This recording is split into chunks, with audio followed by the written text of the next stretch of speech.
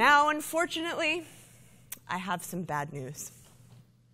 Does anybody want to take a guess at the percentage of leaders you think are ineffective? 70%? We have an optimist in the room. Anyone else? 90%. Well, I do agree that everyone can improve. The answer, you ready? Drum roll. Place your bets. 50%.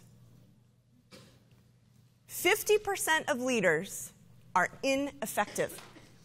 Now, here's where it gets a little personal and, frankly, a little awkward. Look around the room. Statistically, 1 out of every 2 of you has some significant work to do. And by the way, this is the part of the day where everyone looks at me like this.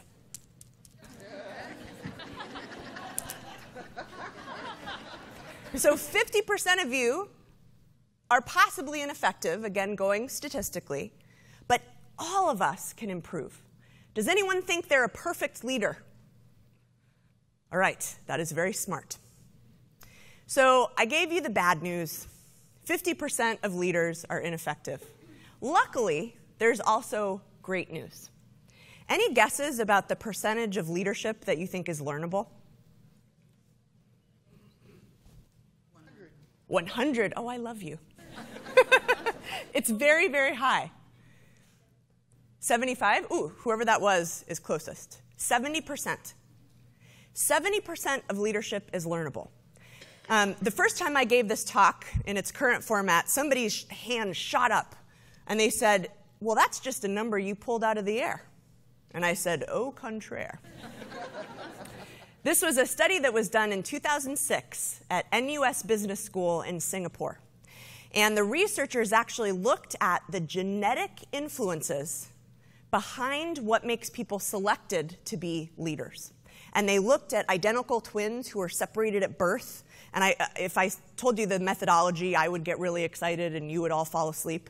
So I'll just tell you kind of the bottom line, which is that even though 30% of what makes someone become a leader is something inborn, 70% was based on their life experience, their mistakes, their learning, their ability to grow throughout their lifetime. And that makes sense, right? If you look at somebody like Nelson Mandela, part of him was born that way.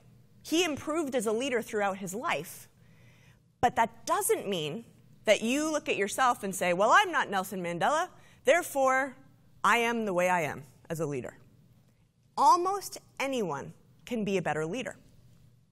I always say this is a non-scientific number, but it's sort of scientific, and I'll tell you why.